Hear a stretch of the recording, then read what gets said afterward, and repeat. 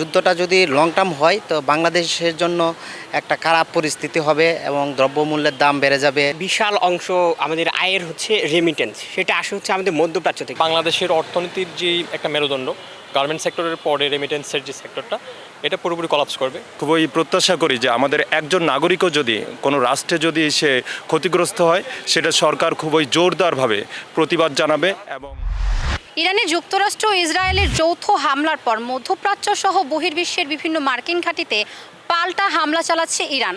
এমন পরিস্থিতিতে তৃতীয় বিশ্বযুদ্ধের শঙ্কায় মধ্যপ্রাচ্যের দেশগুলো থেকে বিদেশি নাগরিকদের সরিয়ে নেওয়া হচ্ছে। যদি বাংলাদেশি প্রবাসীদেরকেও সরিয়ে নেওয়া হয় তাহলে এর কতটা প্রভাব পড়বে বাংলাদেশের অর্থনীতিতে, তাই জানবো আজ পাবলিক জার্নালে। আসলে বাংলাদেশিদের আমরা যদি চিন্তা করি যে আমাদের একটা বিশাল অংশ আমাদের আয়ের হচ্ছে রেমিটেন্স, সেটা আসে হচ্ছে আমাদের মধ্যপ্রাচ্য থেকে। আমরা জানি যে অধিকাংশই মানে বাংলাদেশের সবচেয়ে বেশি রেমিটেন্স আসে আপনার যুক্তরাজ্যের পর থেকে মেবি সৌদি আরব থেকে। তো ওইখান থেকে যখন আমাদের রেমিটেন্স আসা বন্ধ হয়ে যাবে, যদি শ্রমিকদের ব্যাক করতে হয় বাংলাদেশে, তাহলে আমাদের যে একটা ফাইন্যান্সিয়াল ইনস্টেবিলিটি ওইটা তৈরি হবে। যখন একটা দেশে অর্থনৈতিক ইনস্টেবিলিটি তৈরি হয় তখন সেটা প্রত্যেকটা সেক্টরেই প্রভাব ফেলে। আপনি দেখবেন যে কর্মসংস্থানের দিকে কিছুটা ঝুঁকি তৈরি হবে, শিক্ষায় ঝুঁকি তৈরি হবে।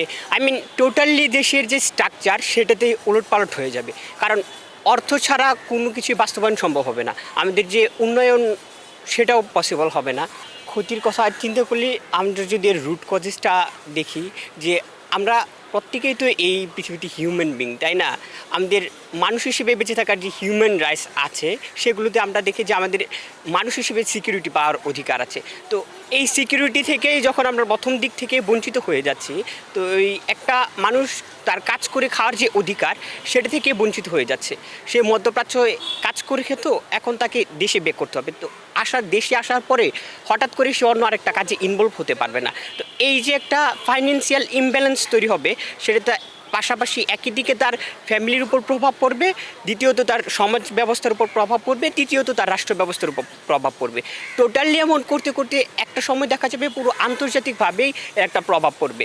আমরা যদি দেখি যে দ্বিতীয় বা প্রথম বিশ্বযুদ্ধে দেখে যে 1790 থেকে 1913 সাল পর্যন্ত যে কটা পৃথিবীতে যুদ্ধ হয়েছে, যেমন আপনার ধরেন বসনিয়া যুদ্ধ, এছাড়া আদার্স ওই যুদ্ধগুলোতে যতগুলো মানুষ মারা গেছে তার চেয়ে দ্বিগুণ মানুষ মারা গেছে প্রথম বিশ্বযুদ্ধে, মাত্র 4টা বছরে। এই যে মানুষের হঠাৎ করে এতগুলো মানুষ মরে যাচ্ছে, এখানে অনেকেই কর্মদক্ষ ছিল, অনেকেই জ্ঞানীগুণী ছিল, অনেকেই বিভিন্ন সেক্টরে দেখা যেত যে গুরুত্বপূর্ণ ভূমিকা পালন করছে। তারা এই যে একটা বুদ্ধিবৃত্তিক সংকট তৈরি হবে, সেটা প্রত্যেকটা দেশের জন্যই প্রচণ্ড ক্ষতিকর হবে। আর বিশেষ করে আমাদের মতো যে ডেভেলপিং কান্ট্রিগুলো আছে তৃতীয় ওয়ার্ল্ডের, তো এদের উপর তো ঝুঁকিটা আরও বেশি। আমরা আমাদের যে বাণিজ্য আমদানি রপ্তানি সেটা থেকে যে প্রফিটটা আসতো সেটা একটা ব্যারিয়ার তৈরি হবে দেশের ভেতরে। এই যে বললাম যে যারা ব্যাক করবে মধ্যপ্রাচ্য থেকে, তাদের ফ্যামিলিতে আসার পরে কোনো কাজে ইনভলভ হতে পারবে না, একটা ইমব্যালেন্স তৈরি হবে, মানে ফাইন্যান্সিয়ালি টোটালি ধ্বংসের দিকে যাওয়ার একটা সম্ভাবনা আছে। এটা অবশ্যই যারা বাইরে আছে আমাদের তাদের জন্য ঝুঁকিপূর্ণ, কারণ বিভিন্ন জায়গায় আমরা জানতে পারছি যে সেখানে আঘাত হচ্ছে, বোম্বিং হচ্ছে, ড্রোন হামলা চালাচ্ছে।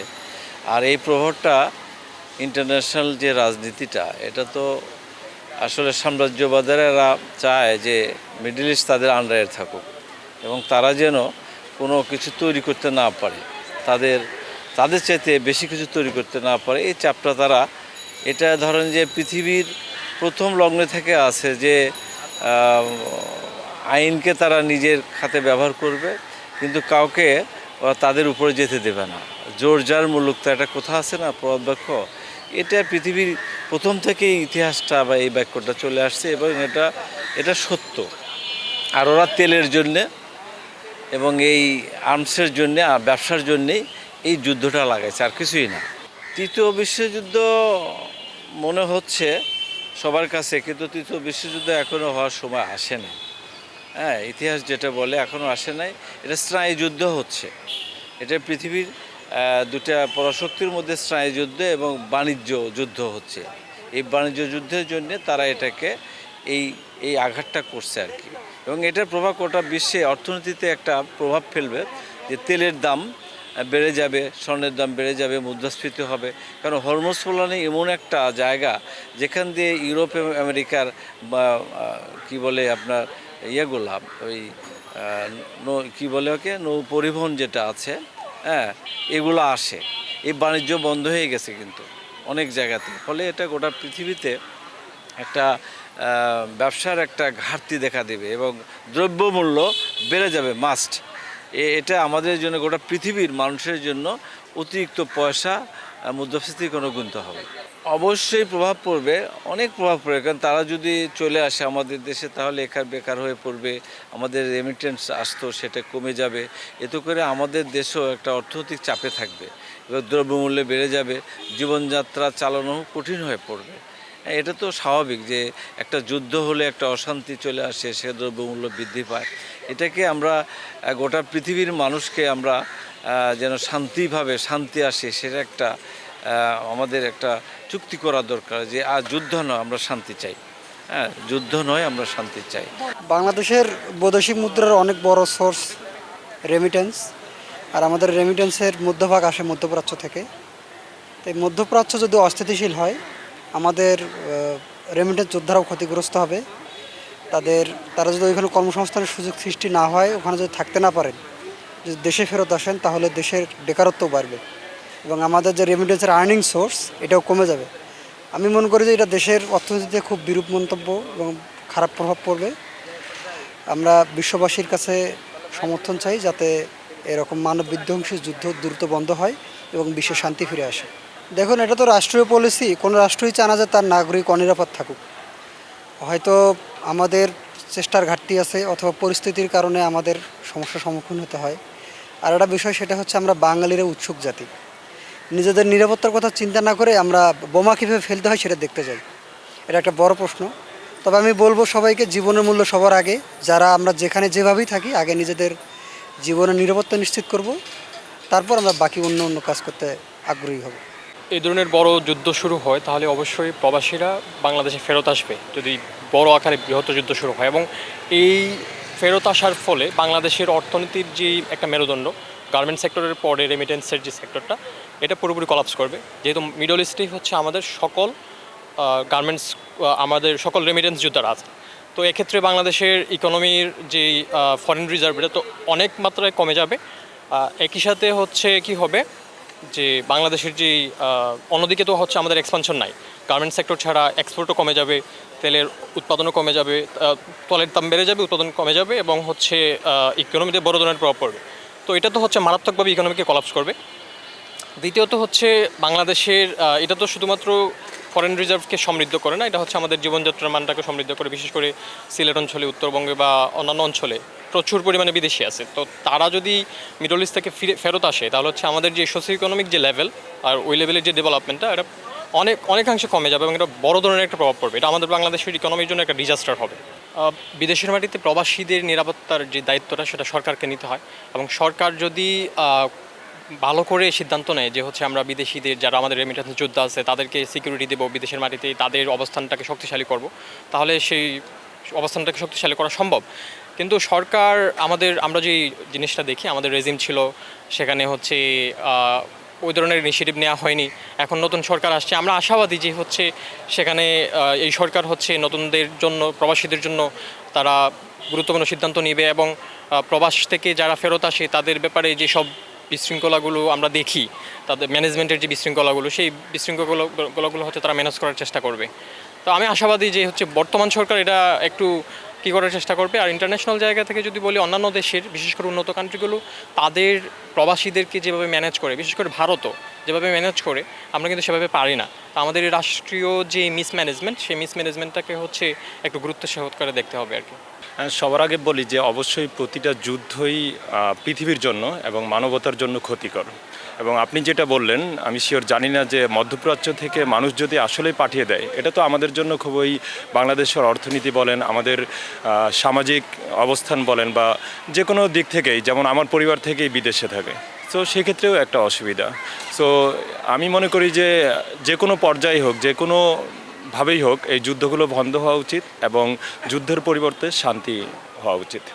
অবশ্যই আপনি তো জানেন যে বাংলাদেশ পুরোপুরি বিদেশি রেমিটেন্স এবং গার্মেন্টস শিল্পের উপর নির্ভরশীল বাংলাদেশের অর্থনীতি। সো সেক্ষেত্রে যদি আমাদের রেমিটেন্সের যে প্রবাহ সেখানে যদি ব্যাঘাত ঘটে, অবশ্যই সেটা আমাদের বাংলাদেশের জীবনযাত্রা এবং বাংলাদেশের রাষ্ট্রীয় যে অর্থনৈতিক কাঠামো সেটার উপরে একটা প্রভাব পড়বে বলে আমি মনে করছি। আমি মনে করছি যে এখানে সরকারেরও কিছু দায় রয়েছে, আমাদের যে বিদেশি অ্যাম্বাসিগুলো রয়েছে তাদের কিছু দায় রয়েছে এবং আমি খুবই প্রত্যাশা করি যে আমাদের একজন নাগরিকও যদি কোনো রাষ্ট্রে যদি সে ক্ষতিগ্রস্ত হয় সেটা সরকার খুবই জোরদারভাবে প্রতিবাদ জানাবে এবং অ্যাকশন গ্রহণ করবে। শুধুমাত্র এমন না যে সরকার একটা শোক প্রকাশ করলো, এমন না, অ্যাকশন প্রকাশ করবে যে আমি এর বিপক্ষে এবং সেই সরকারের বিপক্ষে একটা অ্যাকশন নেবে। বাংলাদেশ একটা রাষ্ট্র হিসেবে সে শক্তভাবে অ্যাকশন নেবে বলে আমি আশা রাখছি। আমার মনে হয় এখানে আমাদের বাংলাদেশি যারা আছে তাদের জন্য খুবই একটা সংকটময় সময় এবং এমনভাবে যদি লং টাইম এই যুদ্ধ চলতে থাকে, তা আমার একটা ধারণা বিশ্লেষণ বা আমার নিজের মতামত, বাংলাদেশের অর্থনীতিতে খুবই একটা খারাপ হবে। কারণ 1 কোটি প্রবাসীর মধ্যে প্রায় আমার মনে হয় 70% মধ্যপ্রাচ্যে, আমার ধারণা মতে। তো সেই ক্ষেত্রে বাংলাদেশের রেমিটেন্স বা রিজার্ভগুলা হয় গার্মেন্টসটা একটু এখন লো পর্যায়ে আছে, টিকে আছে শুধু প্রবাসীদের টাকার মাধ্যমে বা রেমিটেন্সের মাধ্যমে।